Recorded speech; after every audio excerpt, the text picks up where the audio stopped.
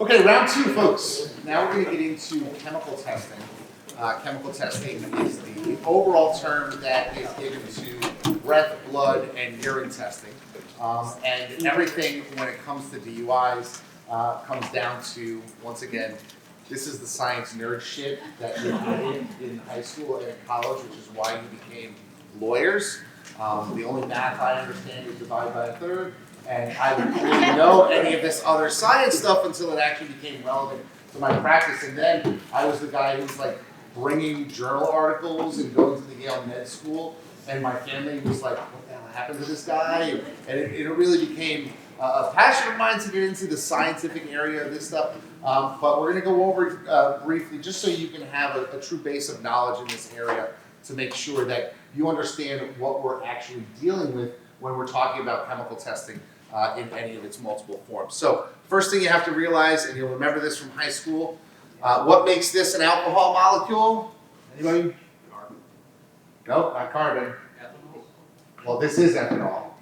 Okay, it's the OH group. Somebody said OH over here. Who said that? I heard it. There we go. Yeah, look at it. A room full of lawyers. One person remembered high school chemistry. So we got to remember that. But that's really what it is. Alcohol is, the functional thing of alcohol is the OH group at the end of the molecule. So there's ethanol, there's methanol, there's isopropanol. All of those words end in OH. I don't know why it ends in OH. It should end in OL because they all end in OL, but that's just the chemistry stuff for you. But when an alcohol drink is consumed, the alcohol is quickly absorbed into the body by diffusion. Remember what diffusion is? Diffusion is passing from passing over a membrane. In our situation, it's passing into our stomach lining and the set. And it's transported to the tissues in your body, your brain being a big part of the tissues that are in your body. So alcohol does impact the brain. About 20% of the alcohol that is absorbed by your body is absorbed through your stomach. And almost 80%, the rest of it, is absorbed through the upper portion of the small intestine. There are three phases of alcohol, so metabolism, I guess you would call it, in the body. There is absorption, there's distribution, and there's elimination. And it sort of works like this. We start absorbing until you take it in, right? But then immediately the body starts metabolizing it. So you've got absorption and metabolization going on at the same time. And the distribution is happening. It's getting all throughout your body, and then your body starts to get rid of it as soon as it starts hitting the system. Because we create an enzyme called alcohol dehydrogenase that helps process out the alcohol out of our system. Now, the primary portion of alcohol metabolism takes place in our liver, which is why people who are problem drinkers, have alcohol problems, develop liver problems down the line. Cirrhosis of the liver being the biggest problem of a troubled drinker is that their liver comes to a point where it can't process the amount of alcohol that is in it. There is actually an amount of alcohol that comes out of your system through your sweat, through your saliva, and there's a certain portion of whatever alcohol you take in that is unmetabolized and passes out through your urine. We're going to talk about that down the line.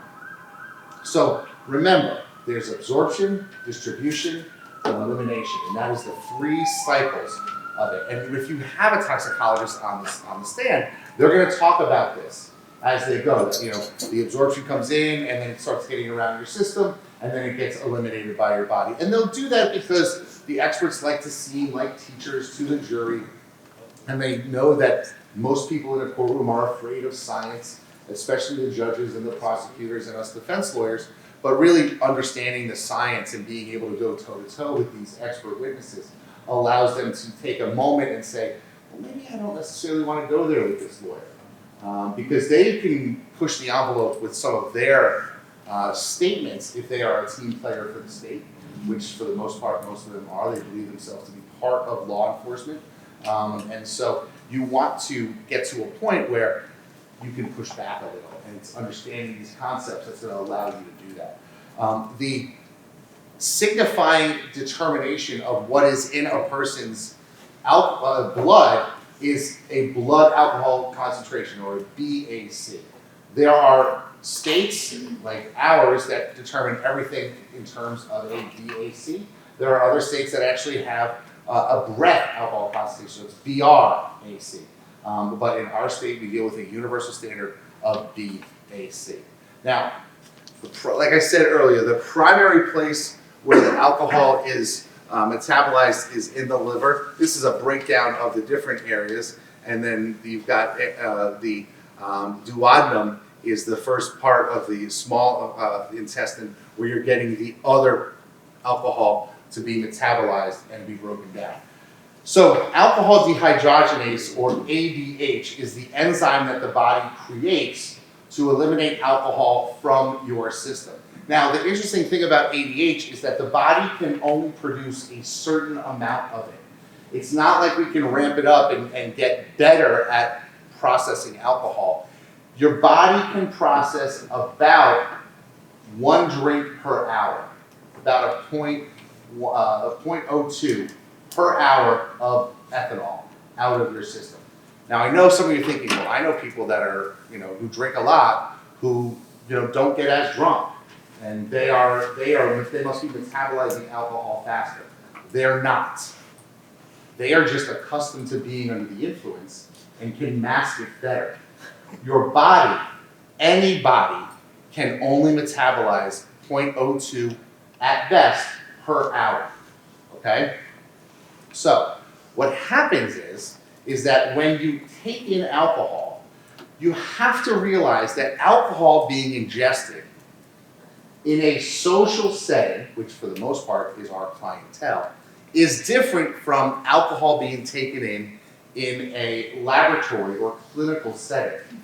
And so all of these studies are done with, we dose them with a bolus of alcohol. And that's another thing that you gotta start to get used to if you're gonna do these things. Scientists, medical doctors, they love to use medical terms to throw us off. I mean, I've read it in reports there was an eructation. The dude threw up. But a doctor's not going to write that the person threw up in their medical records. They're going to say, eructation of bile from the stomach. The guy vomited all over himself. So think about that in terms of, as you're reading these things, start to break it down, because your jurors are more like you than like them. And so a bolus is just a single dosage of something, right? So if you're in a clinical lab and you're getting somebody drunk, you're going to give them 1.5 ounces of vodka. That's a bolus of vodka. For you and me, it's a shot at the bar on a Friday night, right? So what happens is when the alcohol hits your system, it's going to immediately cause a rise in your blood alcohol level, because the body sees something come in and starts to go and say, okay, we got to get this thing out of here. So what do we got to do? We got to absorb it. We got to move it around until we can get it to the elimination phase, because it's not getting to the liver until it's made it into the blood. It's not getting into the blood until you've absorbed it. And by the way, in order to get to the liver, it's got to go up and through and pass through the brain to get there. And so that's one of the problems with these, with alcohol and other central nervous system depressants, is that you take them in, and then they go to the worst part for all of our clients before they get to the point where we can kick it out of the situation.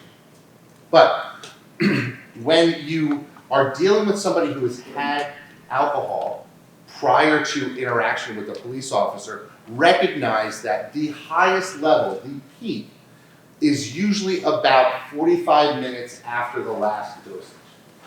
So how does that factor into our cases? Well, like I said, our cases are people who are drinking in a social setting. They're not sitting down and saying, it's 12 o'clock, I'm going to have my 1 ounce shot of vodka, or 1.5 ounce shot of vodka. Now I wait for 59.5 minutes and I'll take my next one. No, they're social. They may have a beer. Oh, I'm going for another one. Yeah, I'll finish it, right? And I'll go up there and I'll get another one. They are drinking at an uneven pace. And so they are loading up their stomach with unmetabolized alcohol that is going to eventually pass into their system. Now, I'm not going to jump ahead a lot, but I want you to think about this. One of the biggest usages of energy in our bodies is the digestive system. It takes a lot to break down anything that we put into our food. Some things carbohydrates, proteins break down at different rates. But for the most part, the most energy requiring activity we can do is digest food. Well, what happens when somebody's in a stressful situation or a high, a fright or flight situation, like it's Friday, it's 3 o'clock in the morning, and there are lights behind you? Your body goes into a sort of anxious state and says, what the hell's going on? This is really freaking me out. I'm gonna shut down everything that doesn't require me to stay alive. So when people who are in a stressful situation, they start breathing heavy, right? Their hands and their legs go cold because their body is rushing the blood and the attention to their thorax, their lungs, their heart, their brain.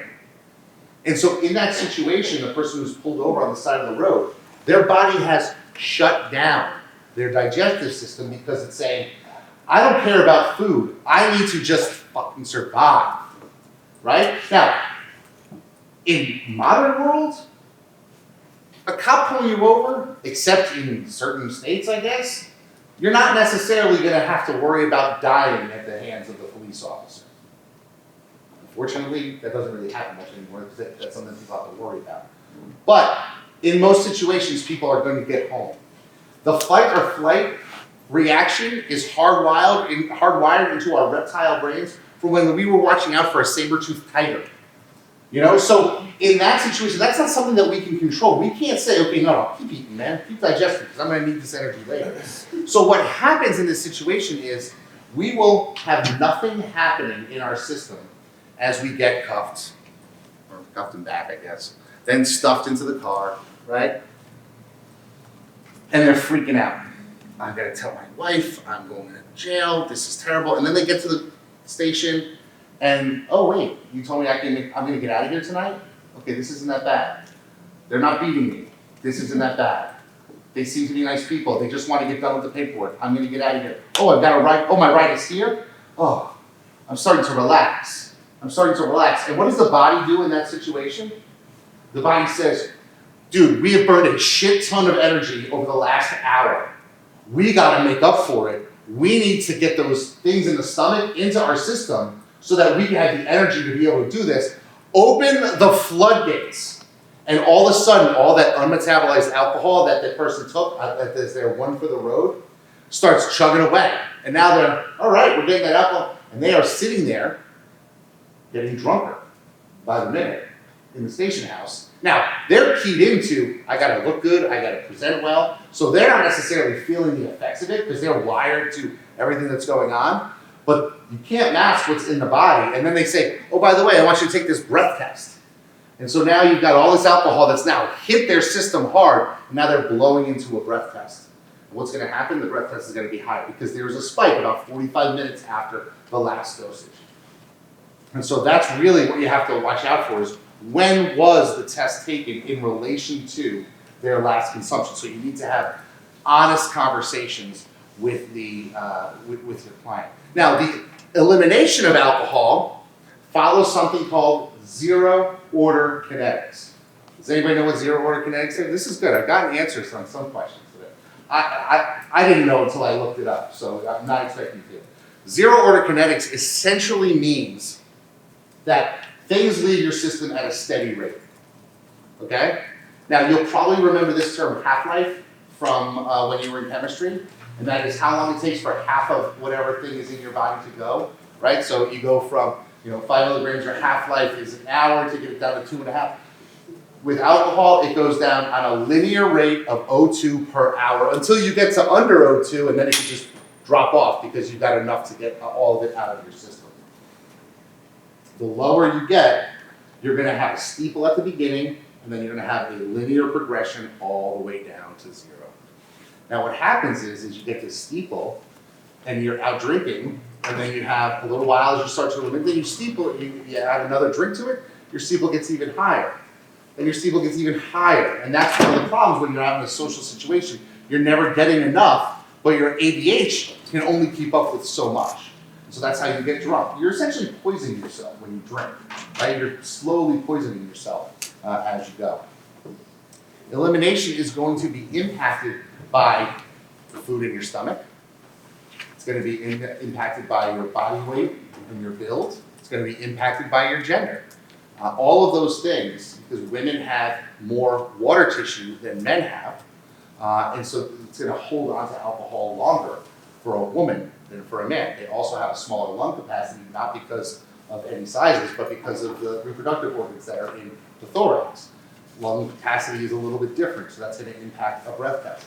So there's a lot of things that you need to know about your client, like where were you, what did you have to eat, do you have a receipt to show me what you had to eat, do you have people who can testify to what you put in your system, because all of that's going to impact their spike and then how long it takes for them to get that out of your thing. But there's one thing that always, what did I say? Always comes first, and that is mental impairment. Mental impairment always comes before physical impairment. Which means people will not be able to do those divided attention tests. You know that turn down the radio when you're looking for an address?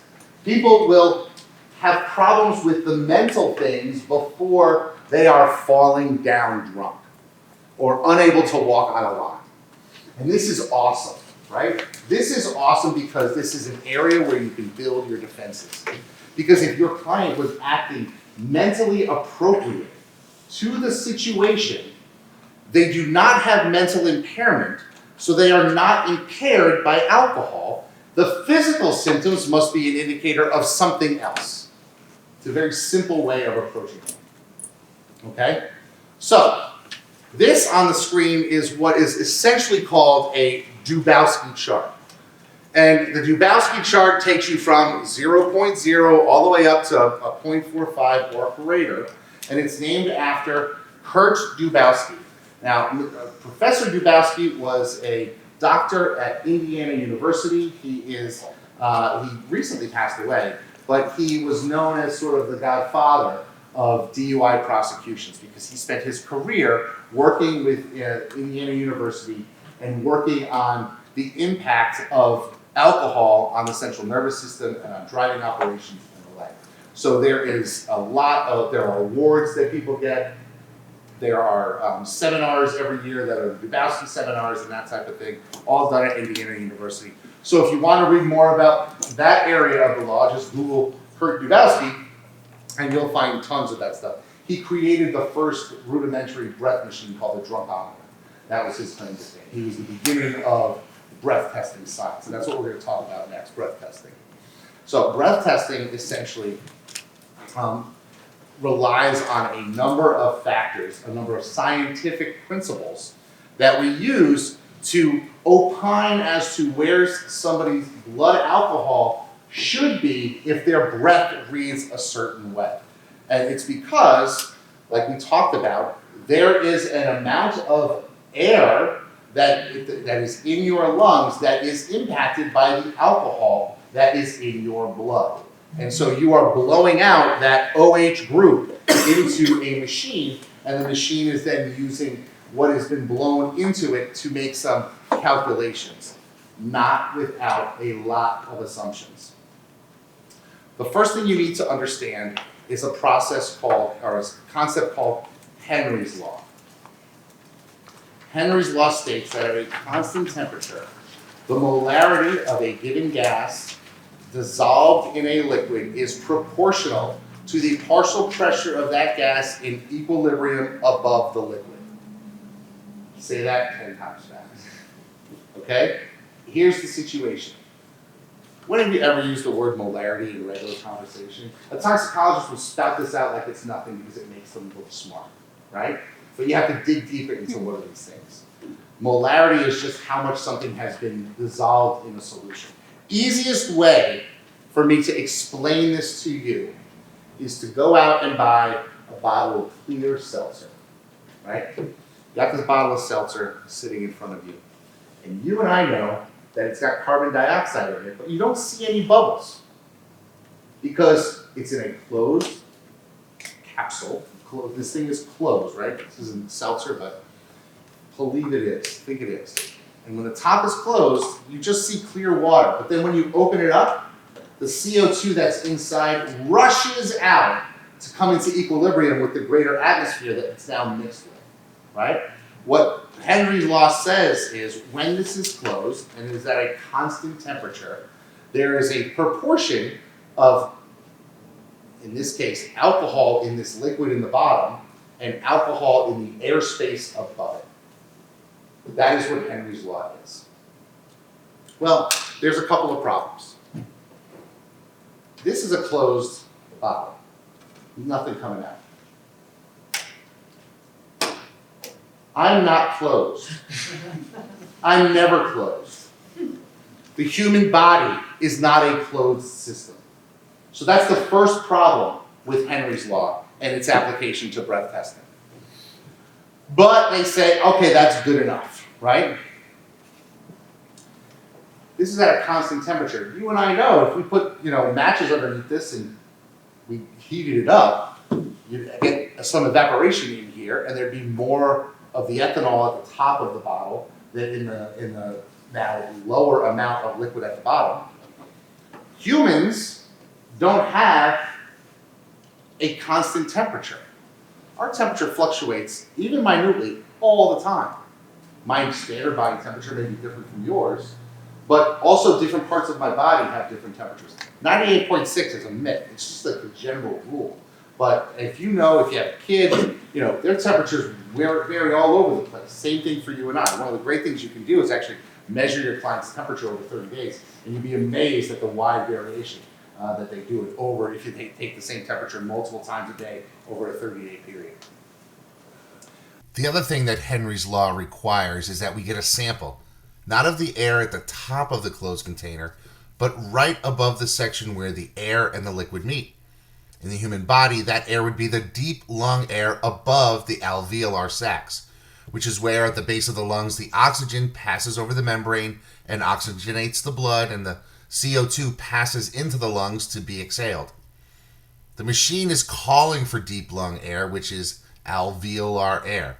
But the problem is that it is almost impossible to exhale the alveolar air. In fact, in order to get it, we would need to plunge a needle into the base of the lung, which would be a very uncomfortable test to administer in a police department. This is why in the videos that you get, you can hear the officers yelling at the client to blow harder, because they want to try to get that deep lung air out. But the air won't actually be pure alveolar air, which is, we never actually get that air out to be tested.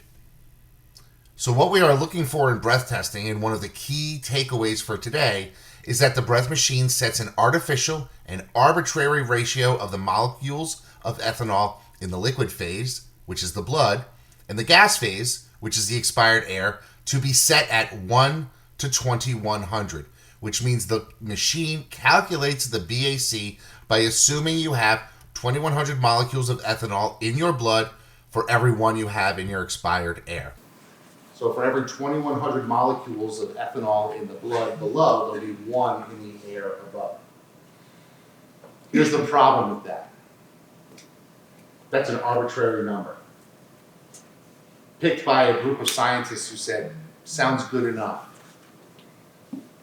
There are no humans that have been tested at 1 to 2,100. Our normal right now, journal articles tend to put people at 1 to 2,400, but there are ranges. A standard deviation, again statistics, if you understand any stuff, is 1 out on either side. The general range of humans is 1 to 900, so 1 to 3,400. Now, what does that mean to your client? It means if you are 1 to 900, and they are calculating it saying, well, you are 1 to 900 in your blood, but they're calculating it at 1 to 2,100 in your blood, you are being screwed by the system. Because you are not being given a presumption of innocence, you are actually being penalized by the science itself. Now, if you're 1 to 3,400, woohoo! You're actually getting a break. And that's why you'll hear our toxicologists from the state lab talk about how, well, the machine is set at 1 to 2,100, but most people test around 1 to 2,400, so they're getting a benefit of the doubt already. Yes, Some people are, but what if you're 1 to 1,800? You're getting screwed. So one of the things that you can do with a creative motion practice, get some journal articles together, and actually ask the court to set a partition ratio of 1 to 900, and it is scientifically acceptable, and gives the presumption of innocence to your client. Now, I've been doing this for years. I get shut down all the time. So I'm hopeful that you guys can start doing this, because I am a firm believer that crazy Ruane out there asking for all this stupid shit, if it trickles down to other people, eventually some judge is going to say, well, it's not just Ruane who's saying this, other people believe it too. Let me look a little deeper into this. And then you might be the one that actually can make a difference in all of our clients' lives. So remember, Henry's Law impacts us because that is the fundamental concept of how all breath testing is created. Let's get a look at the base of a lung, just so you can have a better understanding of how it works. So what happens is that at the base of the lung, you have these things called alveolar sacs. The alveolar sacs is where, like, think about the thinnest piece of tissue paper you've ever seen, and then go thinner than that. And that is what is separating the bottom of your lungs from the blood, from the arterial and venous blood lines that run at the base of your lungs. And it's at the base of your lungs that venous blood comes in and turns into arterial blood, because it gets laden with oxygen and then gets taken back around your system. The base of your lungs are an amazing thing. It can do amazing things. The problem is that if you've got alcohol, ETOH in this situation, ethyl alcohol, in your bloodstream as well, as the carbon dioxide passes into the bottom of your sac, you are also passing ethanol into your alveolar sacs, which are then going to get expired into a breath sample chamber. And so that's the fundamental framework for how they factor this in. But all of these machines are built on a process of 1 to 2100.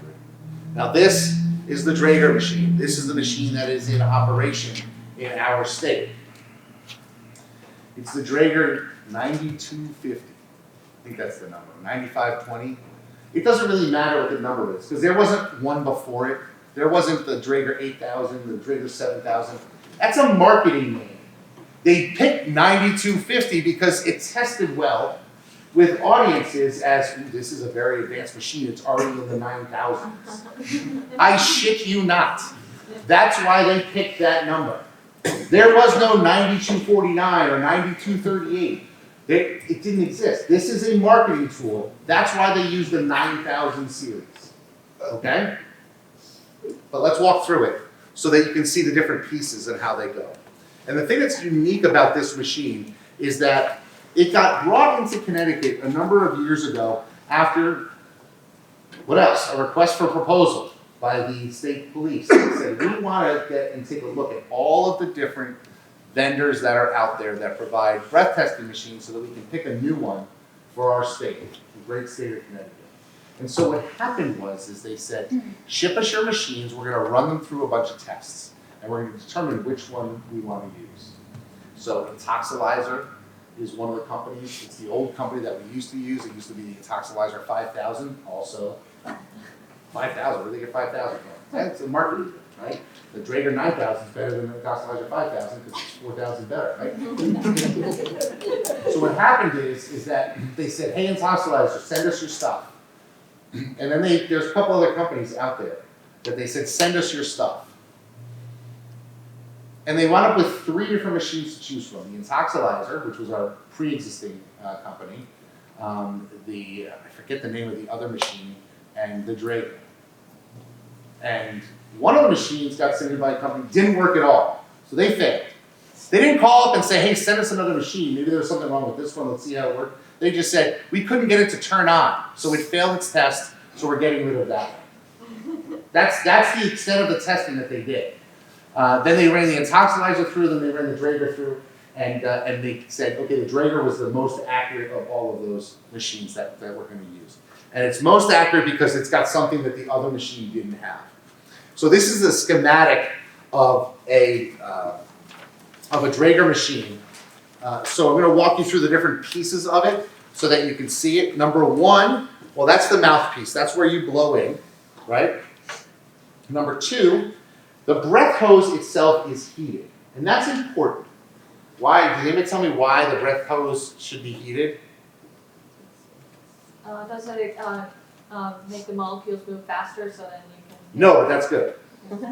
Keeps the temperature of the gas the same as it was when it was in your body. Exactly, which means that there will be no condensation. Condensation would be the killer on one of these machines, so they want to keep the breath test the same, the breath amount the same as it goes into the sample chamber. All right, number three, it's called their differential pressure switcher. This sensor. This makes sure that a person is blowing in at a constant amount, so that there's not a and then a stop. It's more like, and it's an even amount as it goes in. There's not like a little, like a little flap that stays out. This is merely a computerized algorithm testing the air over a sensor. So it's not like there's like a little like mechanical thing that matters. It is merely just a sensor saying how much volume of air is passing over this point at a particular time. Number four is an infrared transmitter. Think of this as an infrared flashlight, right? You have a flashlight, it's got, instead of having a white light, it's got a red light. And it's showing its red light all the way down to the other side, okay? The other side of it is gonna be number six. Number six is the infrared detector. So we've got light source on one side, detector on the other, okay? And what's in between? Well, that's the breath sample. Now the cool thing about the Draeger, we'll say it's cool, is that they said, ooh, this is a 300 millimeter sample chamber, but we have to measure it 1 to 2100. How are we gonna do that? Let's make it go back and forth 7 times, because 7 times 300 is 2100. And so they literally have the infrared sample bouncing 7 times in this toilet paper size roll tube. And it bounces 7 times by using parabolic mirrors. Now these parabolic mirrors on the inside are actually placed there by the service tech and tested to make sure. But you bump something and now the mirror's off a little bit. There's nothing in the machine that says, hey, time out, that mirror got moved. But now your 2100 millimeters of length is now 2250 or 2000. That's going to impact the results of that machine, and no one is ever going to know. No one's ever going to know. Number 7 is the amplifier. That's the computer chip that actually decides to do all the machinations to spit out a number. But the thing that separates the Draeger machine from all the other machines on the market is number 8. And that is an electrochemical sampling system. So there's 2 ways to do chemical testing of a breath sample. The first one is infrared, which is the fundamental basis for this machine, where we're going to pass a light through the machine. And think about it this way, okay? Let's pretend this. The easiest way for me to explain this to you is this. Say I'm smoking a cigarette or I'm vaping or something like that, and I blow my smoke into this machine, into this tube. Now it's going to be all cloudy, right? So there's a big cloud of stuff in here. That's a visualization of my breath in the machine. I'm going to put light on this side, and I'm going to look for light coming out this side.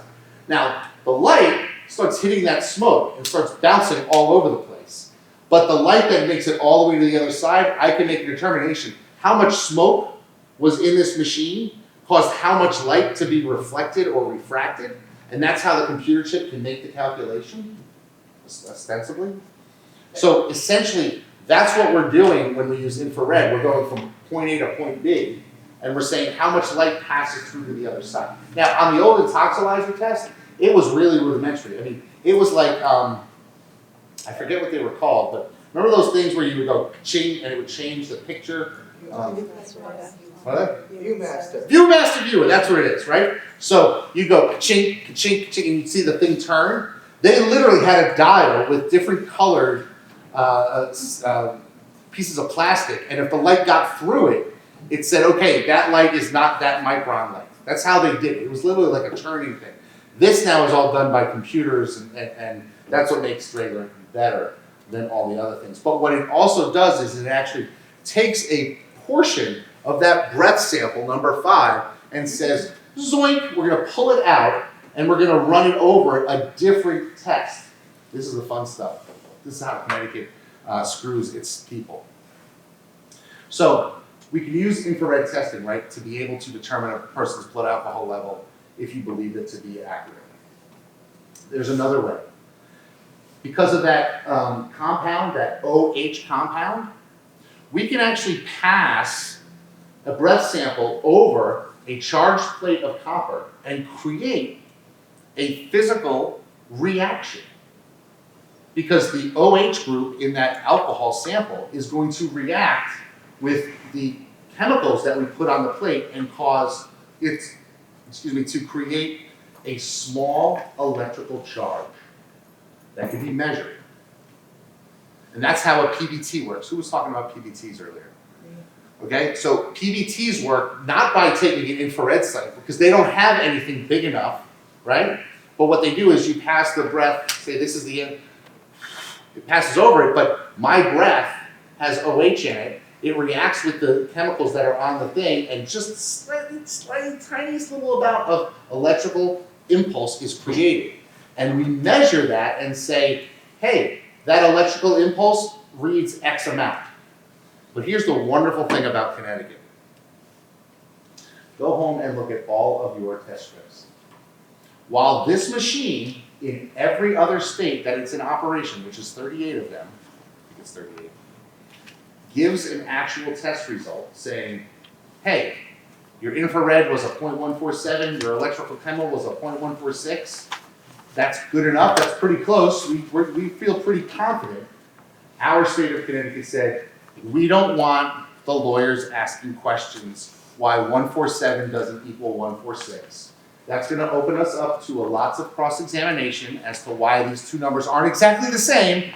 So instead, we will not issue a number for the electrochemical and just print, okay, as long as it's within its range of possibilities that apply.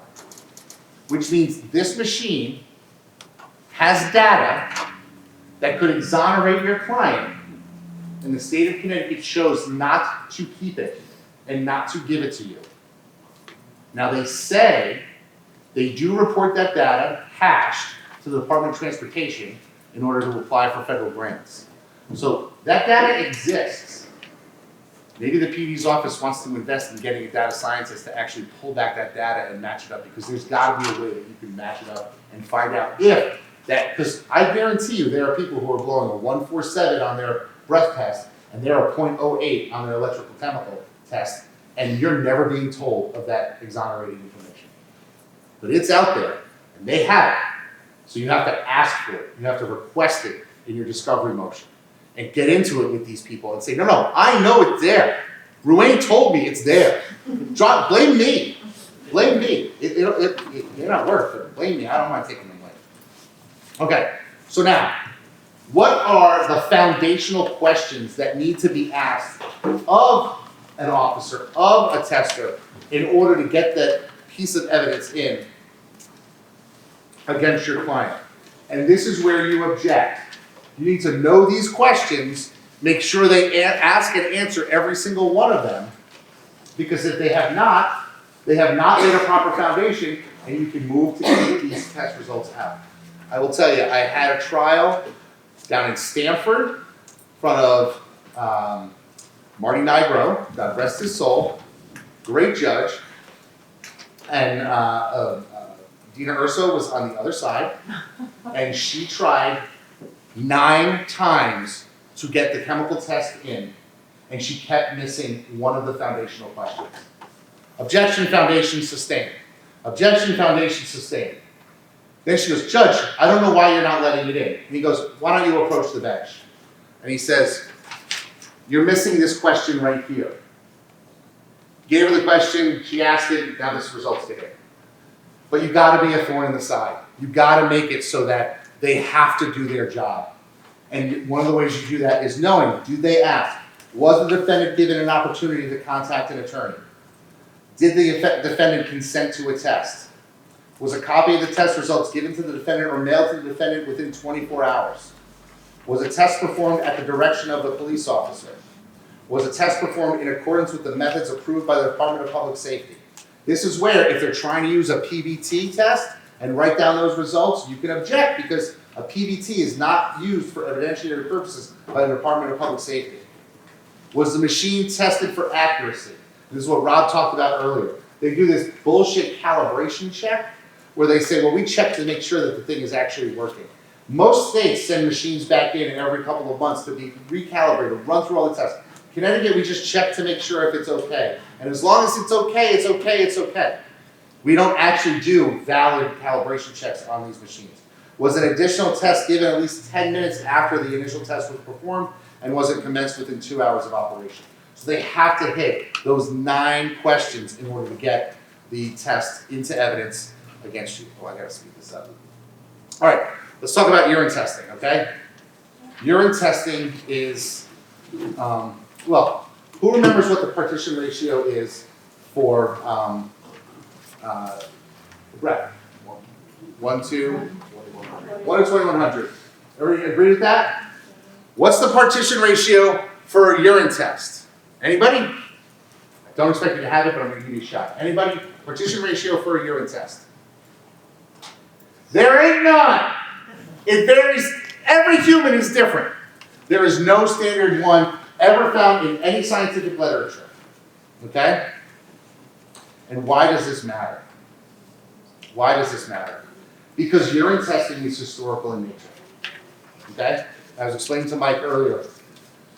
What does urine tell us about what's in a person's system? Absolutely nothing. It tells us what was in a person's system at some prior point in time. So you and I decide we are going to drive up to Vermont for the weekend. When we arrive at the house, we go to the fireplace, and in the fireplace we see a ton of ashes. What does that tell us? At some point before we got there, there was a fire. Was it a year ago? Was it last week? Was it last night? How hot did it get? How long did it burn? It tells us no. It just tells us that it existed at some point prior in time. We cannot tell by the existence of metabolites in a urine sample what a person had in their system at any particular time. And that is the analogy that you should use because it explains it very simply and easily to people, even judges who don't understand science. Judge, yes, they had the metabolites in their system, but it can't tell us. What does tell us that was the indicia of other factors, the physical mannerisms and those types of things. So if you draw those two together, maybe you have something there. But just because the metabolites exist doesn't matter in our state. Now there are states that have any presence of metabolite is guilt. And they're screwed. But we are not that state yet. I hope we don't get there. But knowing our state, we may be able to do that. But remember, when it comes to urine, there is no standard partition ratio. And it only tells us historically what happened in the past. It doesn't happen to tell us what happened when they were actually operating. And that's the critical thing. It's when they were operating, were they under the influence. I could go to Vegas, I guess marijuana is legal in Connecticut now, but I could go to Vegas tomorrow, get stoned off my ass, fly home, have no effects in my of my system, but be driving around with the metabolites in my urine. And if that's the case, and I get pulled over, shit, I'm going to be in trouble, even though I'm not feeling the effects whatsoever. And so that's what you need to realize when it comes to urine. Now, there's one case you should know when it comes to urine, and that's State versus Siege. It's a 2009 case, 2009 Connecticut Supplement 3479. Can you say that one more time? State versus Siege, S-I-E-G-E, 2009 Connecticut Sup 3479. And this is a great case because it really gets into it, and Judge Frechette, I liked him when he was in private practice. I do not like him as a judge. I don't have a problem saying it. He is so pro-prosecution, it's disgusting to me. And here's the problem. He was the deciding judge on this. And that's part of the problem when it comes to litigating these cases. You're litigating them at the GA court level. So you're getting judges who, number one, believe in the whole, we're a family here at the courthouse. And we're part of the whole GA family. And, you know, they're so used to having the state's attorneys in their office, you know, asking them to sign warrants and the like, that they're all friendly. And they really dislike it when you like put up a fight because you're stopping the quick administration of justice for all these guilty people. And the problem in these situations is, especially with siege,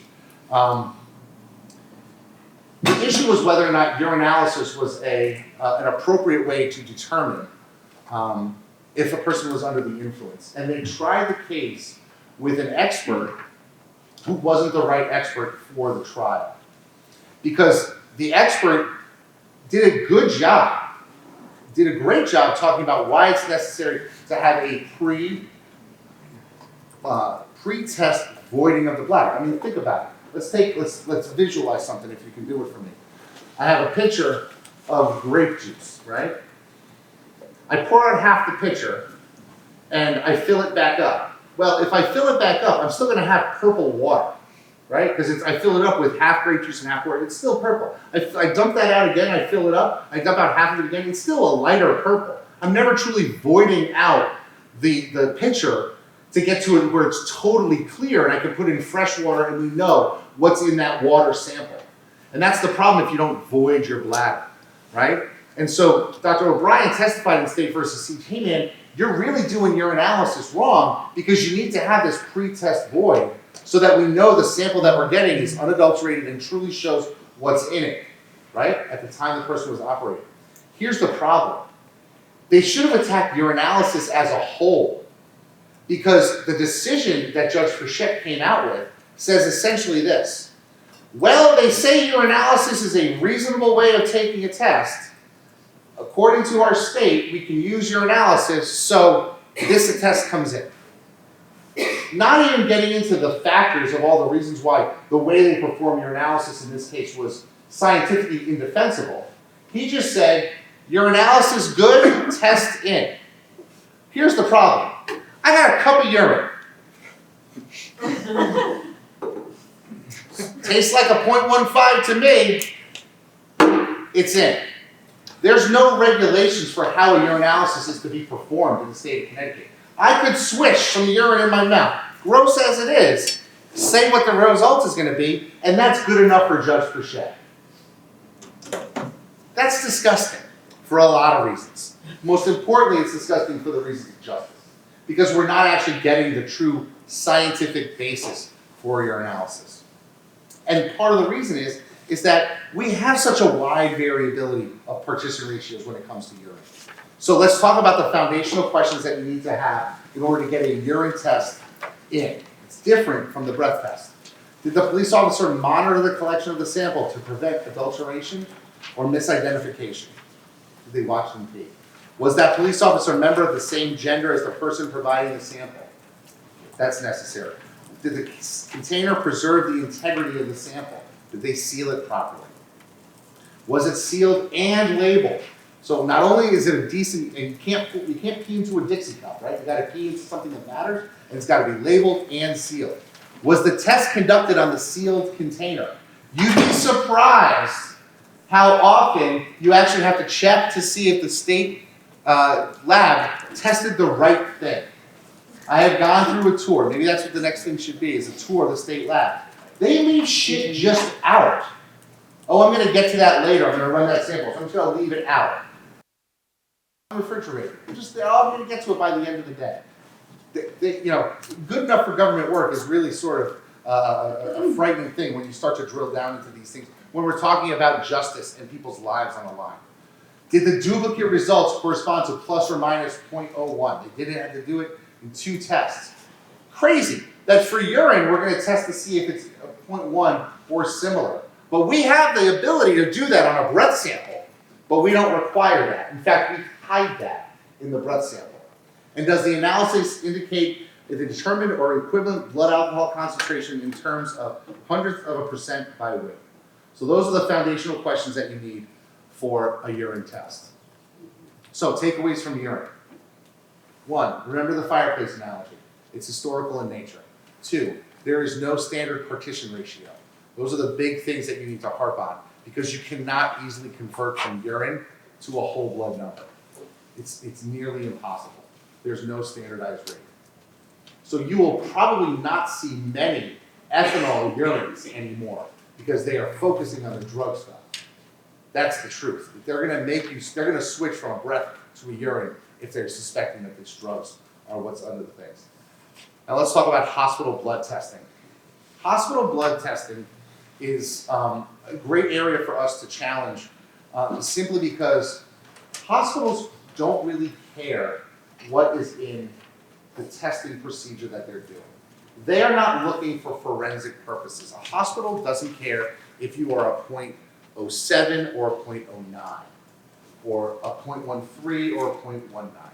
The reason why a hospital might test for somebody is to see what's on board and how it could be impacted by things like your brain's ability to process pain or your stomach's ability to ingest drugs that we have to give you or your basically your ability to understand what's going on, right? So like I could be brought into a station, brought into an emergency room and they can go, if I press here, does it hurt? Well, a sober person would be screaming, but a drunk person might be like, nah, right? So the hospital cares what's impacting this person's central nervous system because I need to be able to diagnose them and their injury accurately. So a hospital is like, well, is there alcohol on board? Because that's going to impact our care decisions and how we evaluate the patient. They don't care how accurate their tests are because they're just looking for general markers, right? So hospitals, they don't use, except for one, hospitals don't use the gold standard when it comes to testing chemicals in a sample, which is gas chromatography. They use an enzymatic analysis. And an enzymatic analysis is somewhat like that electrochemical analysis that we saw in breath testing. We put something in a porcelain plate, we put a drop on it, and we see how they interact with each other. And it's essentially an indirect measurement of what's in a person's body. So it's indirect. We're not actually testing the substance that we're looking for in the blood or the urine. We are actually saying, give us this, we'll test it to the side, and we'll make some determinations based on what we see. And part of the problem with that is that they do it once, they do it fast, because they don't really care about the true accuracy of the final number. Problem with that is that for us, we care about that final number because that could be the difference between guilt or innocence. And the hospital doesn't want to be dragged into our litigation. They really don't. They have better things to do. It's beneath them, right? So what'll happen is you'll look at the hospital results and they may say on them, not valid for forensic purposes. That should set off ding, ding, ding, ding, ding. There's something up here. They didn't do a second test of this, right? But what you'll get from the judges is, hey man, hospital said it was alcohol. It's gotta be right? Talk to some med mal lawyers about all the things that get messed up in a hospital. There's, you can find some defenses to that exact hospital laboratory by just asking some colleagues what's out there, okay? And the challenge when it comes to these is, there's a million different ways that a sample can be messed up when it's in a hospital. Think about how samples in a hospital get from the ER up to the lab.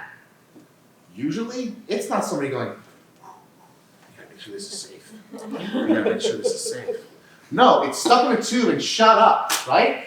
It's shot up, it bangs, it goes, and that's gonna cause hemolysis, which is the rupturing of the red blood cells. There's a lot of things that can handle that. Then it falls and sits there for a while. Maybe it sits out, it's not necessarily coagulated. Those are the types of things that you need to be paying attention to when it comes down to a hospital test. Now, hospital blood draws are really interesting because hospitals won't test whole blood, and our law requires whole blood. Hospitals test serum. Serum is the split when the blood vessels coagulate in the tube. You may have seen a tube, and it's got yellow stuff on top, that's serum, and then the red stuff is all clotted on the bottom. Well, the hospital will only test the serum because they're looking for fast and dirty. We want to get an answer. We don't care how accurate it is.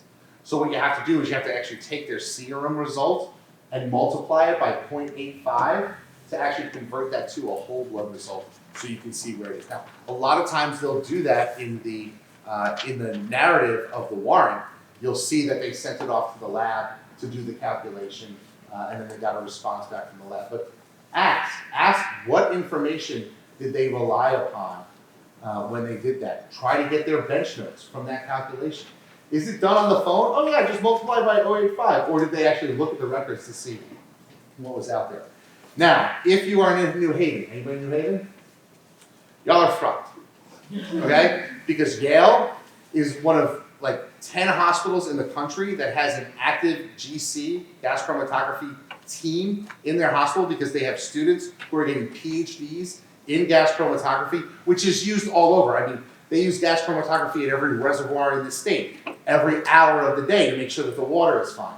Yeah, and these people, they get a degree in gas chromatography, they go out and they make tons of money working for public utilities. They have people 24 hours a day running tests in their lab on GC machines, and they will actually do GC testing. And that is very hard to fight. So New Haven, especially on fatalities, it's an uphill battle. But if they didn't do it right, you can find out. And the cool thing about gas chromatography, we're not going to go deep into gas chromatography, is that everyone thinks that gas chromatography is like this voodoo thing where like we put a sample in and the computer tells us what it is infallibly. But in reality, gas chromatography is done by way of a person, an operator, seeing the peaks on a chart and clicking with their mouse at the top of the points. If they are off even a fraction, it can totally change what the results are. I have seen a gas chromatography operator live in real time take Tylenol PM and have it report as cocaine by just where they clicked on the screen. So don't think that there's not opportunity here, but you gotta go deep. You gotta go hard at these people. If you just take them at face value, like the judge will, like the prosecutor will, you're just gonna be another line to knock down, and you've gotta be able to stand up and fight to get what you need out of it. All right, enzymatic testing back. I want to get back to this. Which one is blue? Right? Which one is blue? This is the problem with enzymatic testing. Because enzymatic testing says we are looking for a blue sample. And yet all of these could be considered blue by everybody here in some degree or another, unless you're colorblind, right? And that's part of the problem. If we run the machine and say we're looking for blue, well, maybe they're getting the one in the top left when we're looking for the one in the bottom right.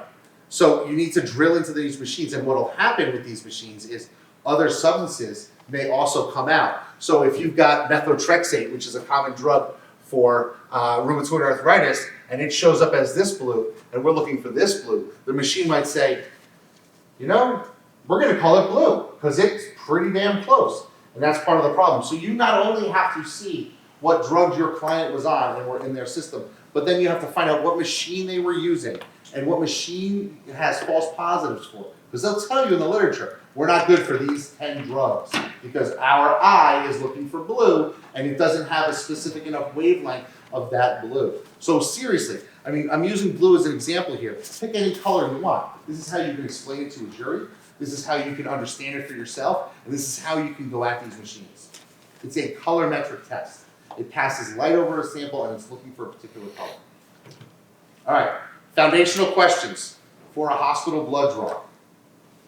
Was the sample drawn by a person licensed to practice medicine and surgery, a phlebotomist, a lab tech, an emergency medical technician, or a registered nurse? Unfortunately, we have case law that says if it's drawn in the hospital, it's good enough for government work. Somebody who was appropriately pulling it must have been the one. But get those answers to those questions. Sometimes nurses lose their licensing and they don't keep up with it. You know, do those checks, make sure it's there. Was the sample collected using a sterile syringe and needle? You gotta ask these questions. How did they swab? Was the area of the puncture sterilized with a solution that did not contain ethyl alcohol? What was the swab that they used? Because a lot of times you'll use alcohol swabs and then put a needle through it. And now you've got ethanol from the needle tip in your sample. Did the container preserve the integrity of the sample? Was the sample container sealed and labeled? Were the results performed in duplicate? Did the duplicate results correspond to plus or minus 0.01%? Once again, we have the understanding saying these things have to be matchy-matchy, but we won't do that for the thing that we do 99% of our arrests for, because then that could open up some questions. And does the analysis indicate the determined or equivalent blood alcohol concentration in terms of 100% by weight? So those are the foundational questions. Now, I only have like 3 minutes left. So I want to talk really quickly about how to defend these questions. When it comes to chemical testing, our cases, our defense is to say that this is a case that is based on assumptions, right? And we are not in Soviet Russia. We don't just throw the baby out with the bathwater. We need to have proof, not assumption. It's proof beyond a reasonable doubt, not assume everything is right beyond a reasonable doubt.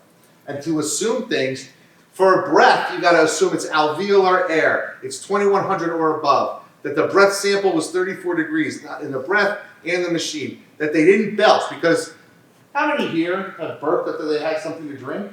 You're gonna burp in a cop's face? No, you're gonna, like this. Because your mommy and your daddy taught you not to burp in somebody's face. But if you burp unmetabolized alcohol up into your mouth, and then combine that as you breathe out, see, that's the thing. They're like, well, there's a smoke detector. If you belch, we're gonna know, because the sample that's going in is gonna spike so quickly, we're gonna be able to say, oh, that didn't pass the smoke detector, and that's an ineffective sample. But the problem is what if you blow and you're also blowing out some alcohol? You're gonna double or triple what's going into the machine, and now all of a sudden you've got unmetabolized alcohol and metabolized alcohol, which then combines into one gigantic mass of alcohol that your test result is through the roof. And so you got somebody who's a 0.26, and they're walking fine, and they're talking fine, and they don't look drunk, but the results, I mean, you must have been wasted. And they're like, no, I wasn't, but I guess the machine is right. So we're basing a ton of assumptions, right? Like no mouth alcohol, that's what I was just talking about. Same thing with blood. There was no alcohol swab. It didn't have enough time to create endogenous alcohol. That's when the tube actually creates alcohol in and of itself. And lactated ringers we're not going to get into, but that's when they can pump you full of saline or a solution to basically fill up your gas and keep you after you've lost a lot of blood. But in reality, and this is the test, this is what I like to do. Take a chance to read it. They want it both ways. This is a great defense that you can use when you are getting up there in front of people. If they truly believe the breath test was accurate, they would rely on the breath test and go on that. If they believe that the person was under the influence and couldn't operate their car, they wouldn't need this shitty breath test. They want it both ways because they don't even have faith in either one of their prosecution elements. They want to say, well, you can find them guilty of the breath test, but you can also find them guilty of the common law. You guys kind of pick. Well, you need to be unanimous about which count and why it is. And don't let the state ask you to do something that they can't do. Don't let them say, you guys figure it out, right? You guys have to make the determination whether or not they're guilty of the per se or the common law or whatever. They're throwing both things at the jury because they can't even determine it. And if they can't figure it out and they're professionals, how can you as jurors? So use that as a tool to go against them. I'm done. Thank you so much.